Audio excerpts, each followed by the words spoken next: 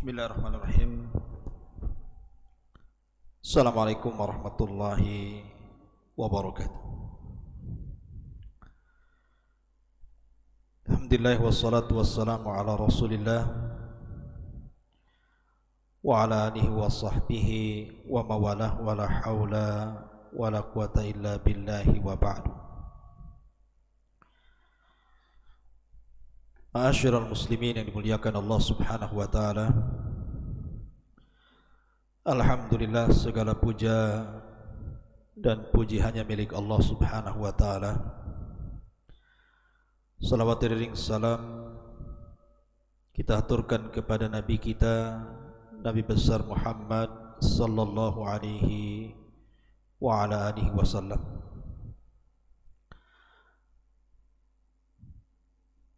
Ma'asyiral muslimin yang dimuliakan Allah Subhanahu wa taala. Alhamdulillah, di malam hari ini Allah Subhanahu wa taala masih memberikan nikmat kepada kita sehingga kita masih berthalabul ilmi walaupun lewat media Jabal Uhud. Dan pembahasan di malam hari ini kita akan membahas bagaimana kondisi saat wafatnya iblis laknatullah alaihi. Ma'asyiral muslimin yang dimuliakan Allah Subhanahu wa taala. Kita tahu bahwa iblis adalah musuh kita semuanya. Sejak Adam diciptakan, kemudian Allah Subhanahu wa taala merintahkan iblis untuk sujud kepada Adam, dan iblis pun menolak. Sehingga Allah Subhanahu wa taala katakan, "Ma mana'aka an tasjuda lima khalaqtu biyadi." Apa yang mencegahmu wahai iblis untuk sujud kepada makhluk yang aku ciptakan dengan tanganku? Maka iblis kemudian mengatakan, "Ana khairu minhu, khalaqtani min nar wa khalaqtahu min tin." Karena aku lebih baik, aku diciptakan dari api sementara kau ciptakan dia dari tanah. Sejak itulah maka permusuhan iblis dengan Adam dan anak cucunya akan terus berlangsung sampai hari ini, bahkan sampai kiamat dibangkitkan. Bahkan diriwayatkan oleh Abdullah ibn Ahmad di dalam Zawaid Az-Zuhdi dari Salam ibn Miskin, dia mengatakan, Su'ila al-Hasan, maksudnya Hasan al-Basri rahimahullahu ta'ala, "Ya Aba Sa'id, hal yanamu iblis?" Wahai Aba Sa'id, maksudnya di sini kunyah Hasan al-Basri rahimahullahu ta'ala, pemimpin para tabi'in, apakah iblis itu tidur sama dengan kita manusia? Maka Hasan al-Basri mengatakan, "Lau nama lawajadna lidzalika raha." Sekiranya iblis itu tidur, tentu kita akan beristirahat walaupun sejenak. Artinya menurut Hasan al-Basri rahimahullahu ta'ala, bahwa iblis itu tidak tidur. Di antara dalil yang menunjukkan bahwa iblis itu tidak tidur adalah hadis yang dikeluarkan Imam Ahmad dari Jabir ibn Abdullah radhiyallahu an, Nabi sallallahu alaihi wasallam bersabda bahwa singgasana iblis itu berada di tengah lautan, dan iblis setiap hari, bahkan setiap waktu, mengutus sarayahu, tentara-tentaranya, yaftatinuna nas, mereka berusaha memfitnah manusia, fa'adhamuhum indahu manzilatan a'dhamuhum fitnatan linnas, Dan pasukan yang dianggap mulia di mata iblis adalah yang paling besar fitnahnya bagi manusia. Maka setiap waktu iblis memanggil tentaranya dan mengatakan, apa yang sudah kau lakukan kepada manusia? Maka pasukannya mengatakan, fa'altu kadza wa kadza, aku sudah melakukan ini dan itu. Aku sudah menggoda si fulan sehingga meninggalkan salat. Aku sudah menggoda si fulan sehingga meninggalkan puasa Ramadan. Aku sudah menggoda si fulan sehingga dia tidak haji, dan begitu seterusnya. Tiba-tiba iblis mengatakan, ma sana'ta syai'an, kau belum melakukan apapun. Tiba-tiba kemudian datang satu tentaranya dan mengatakan, qad farraqtu baina ar-rajuli wa baina imratihi, aku sudah membuat antara suami istri bercerai-berai. Maka tiba-tiba iblis kemudian berdiri mengambil hadiah berupa piala di kepala, kemudian dia pun mendekati orang itu dan meletakkan piala di atas kepalanya dan mengatakan, ni'ma anta, sebaik-baik pasukan yang kukirim adalah dirimu. Artinya bahwa iblis tidak tidur, terus saja dia mengutus pasukan. Makanya menurut pendapat Hasan Al-Basri, lau nama lawajadna lidzalika roha, kalau seandainya iblis itu tidur, tentu kami akan mendapatkan istirahat walaupun sesaat. Walaupun pendapat ini ada yang membantah, karena tidak tidur dan tidak mengantuk itu adalah sifat Allah Azza wa Jalla. La ta'khudhuhu sinatun wala naum. Tetapi ini masalah khilaf di antara para ulama, wallahu a'lam. Tapi yang jelas bahwa iblis sebisa mungkin dengan berbagai macam cara, metode, dengan mengerahkan seluruh pasukannya menggoda kita anak Adam supaya menjadi pengikutnya dan sama-sama masuk ke dalam jahannam, na'udzubillah. Ma'asyiral muslimin yang dimuliakan Allah Subhanahu wa ta'ala. Tetapi bedanya iblis dengan kita, kalau iblis itu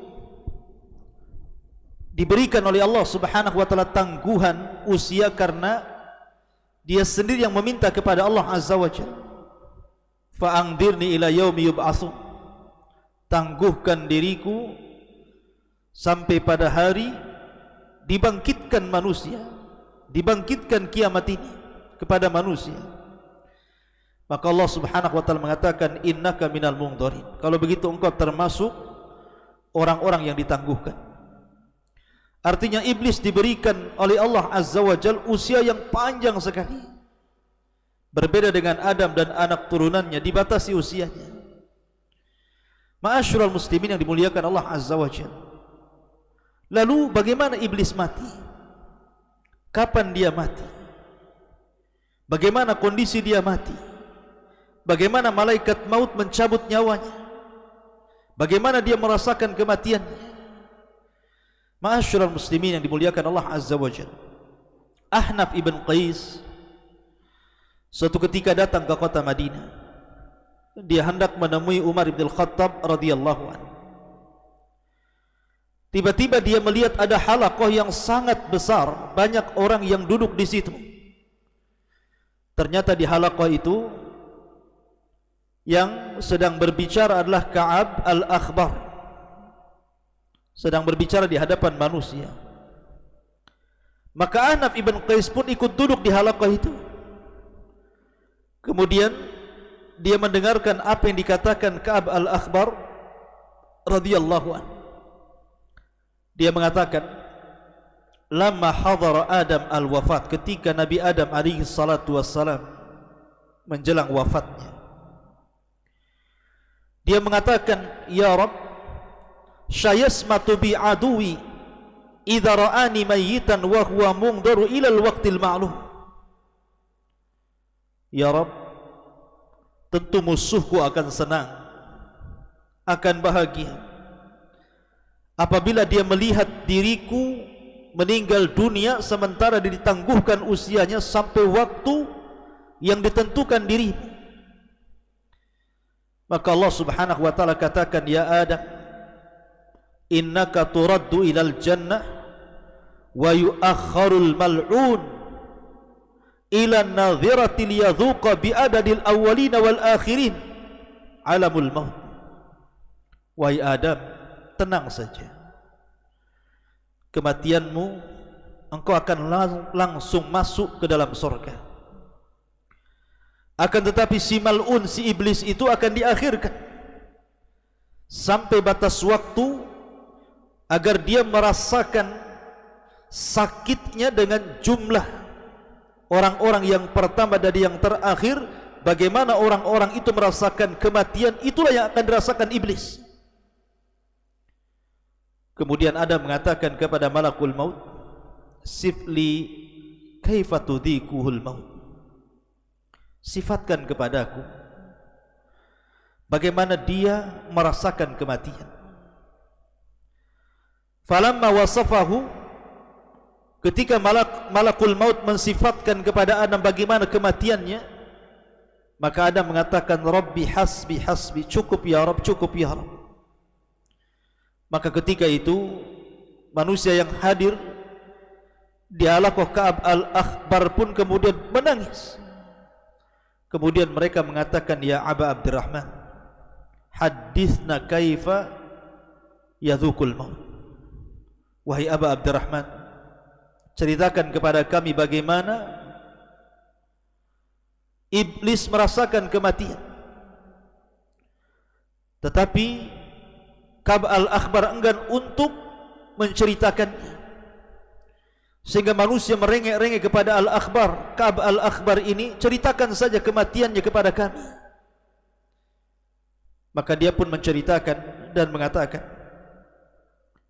idza kana akhirud dunya wa qarubatin nafkhah fa idzan nasu qiyamun fi aswaqihim wa hum yatakhasamun wa yattajirun wa yatahaddatsun id bi haddatin azimatun yus'aku fiha nisfu khalaiq fala yafiquna minha miqdara thalathati ayyam wa nisful baqi minan nas tadhalu uquluhum fayabkuna madhushina qiyaman ala arjulihim kal ghanami al fazi'ati hina tarassabuan.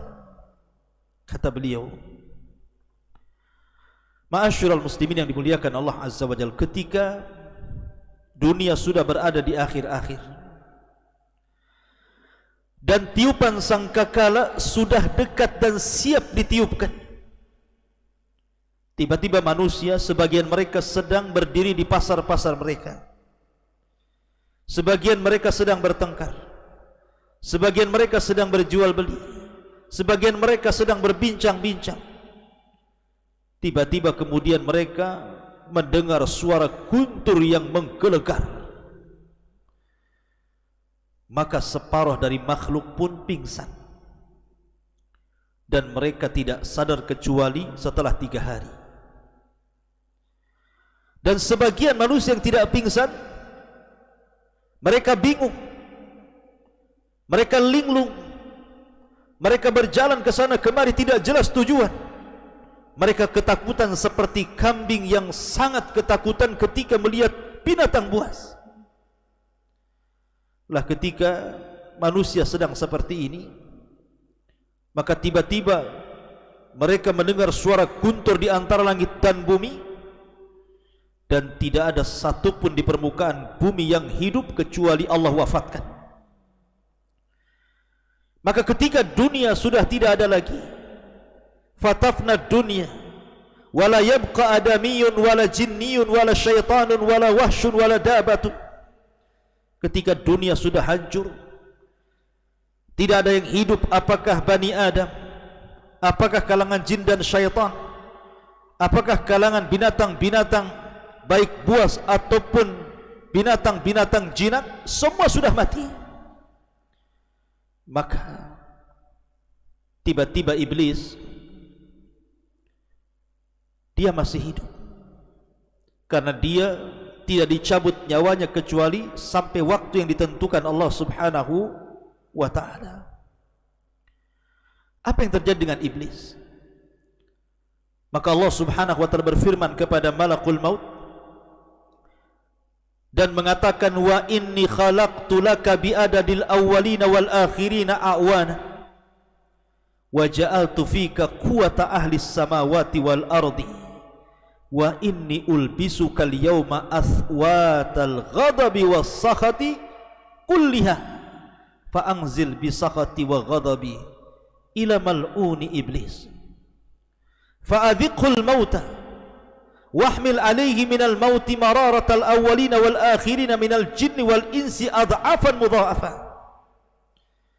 Maka Allah katakan kepada malaikat maut, aku sudah ciptakan dirimu sebanyak orang yang pertama kali diciptakan dan yang terakhir diwafatkan sebagai pembantu-pembantumu, dan aku jadikan dirimu kekuatan yang melebihi kekuatan penduduk langit dan bumi, dan aku telah pakaikan kepadamu hari ini pakaian kemurkaan dan kemarahan, maka turunlah dengan kemurkaanku, kemarahanku, temui si mal'un iblis itu, biar dia merasakan bagaimana sakitnya kematian. Angkatlah kepadanya, bawalah kepadanya kematian yang sangat menyakitkan, seperti sakitnya orang-orang yang pertama-tama dan orang-orang yang terakhir dari kalangan jin dan juga manusia saat kematian. Lipatkan rasa sakitnya kepadanya. Ma'asyiral muslimin yang dimuliakan Allah Subhanahu wa taala. Kemudian Allah Subhanahu wa taala memerintahkan malaikat maut untuk membawa malaikat Zabaniyah dan membawa rantai dari rantai-rantai neraka Ladha.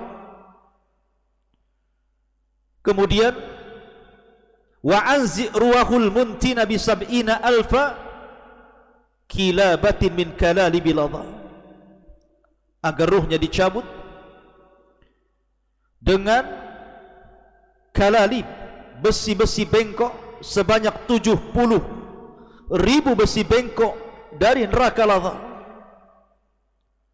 Kemudian Allah Subhanahu wa taala memerintahkan agar Malik membuka pintu-pintu neraka. Maka malaikat maut pun kemudian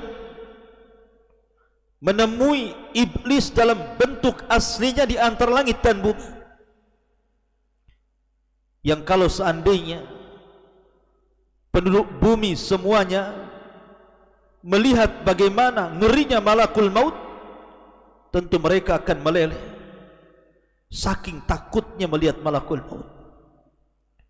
Maka ketika kemudian malakul maut mendatangi iblis, kemudian membentak iblis dan mengatakan, kif ya khabis, berhenti wahai khabis, mau kemana kau pergi? Maka kemudian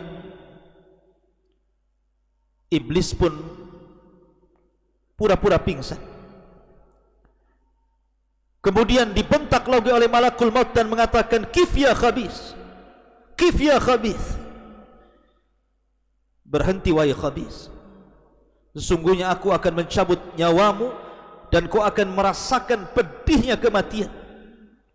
Maka iblis pun kemudian lari ke arah timur. Ternyata malaikat maut sudah ada di hadapannya.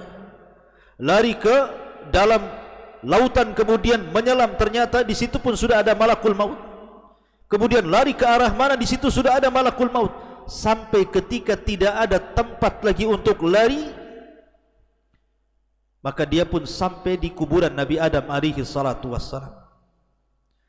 Ketika di depan kuburan Nabi Adam, dia mengatakan, ya Adam, wahai Adam, sebab dirimulah aku terlaknat. Duhai kiranya aku tidak tercipta sebagai iblis. Dia menyesal. Ma'asyiral muslimin yang dimuliakan Allah Subhanahu wa taala. Maka iblis pun mengatakan kepada malakul maut sebelum dicabut nyawanya, wahai malakul maut, sekiranya kau cabut nyawaku, kira-kira minuman apa yang akan kau berikan kepadaku? Maka malakul maut mengatakan, engkau akan meminum dari air neraka Ladha. Ma'asyiral muslimin yang dimuliakan Allah Azza wa Jalla, air neraka Saqar, air neraka Jahim, air neraka yang sangat panas berlipat-lipat. Maka mendengar hal itu iblis yatamarra, kemudian berguling-guling di tanah. Kemudian dia pun berteriak lagi, kemudian dia berusaha lari ke arah timur dan barat, ke arah selatan dan utara, tapi tidak ada tempat kecuali ketika dia sampai ke tempat di mana Allah turunkan dia di bumi, maka malaikat maut pun kemudian mencabut nyawanya dan dia merasakan sakit, seolah-olah rasa sakit yang dikumpulkan dari setiap sakit manusia jin saat dicabut mulai dari yang pertama hidup sampai yang terakhir mati. Ma'asyiral muslimin yang dimuliakan Allah Subhanahu wa taala, kisah ini terdapat dalam Tanbih Al-Ghafilin bi ahadits sayyidil anbiya'i wal mursalin dari Abi Lais As-Samarqandi Al-Hanafi yang wafat pada tahun 373 Hijriah. Akan tapi riwayat ini riwayat yang tidak ada sanadnya, riwayat yang tidak jelas sanadnya. Boleh jadi ini riwayat Israiliyat karena yang menghabarkanlah Ka'b al-Akhbar, dan Ka'b al-Akhbar ma'ruf dahulunya seorang pendeta yang masuk Islam di zaman Khalifah Umar bin Khattab, sehingga banyak mengkisahkan tentang kisah-kisah Israiliyat.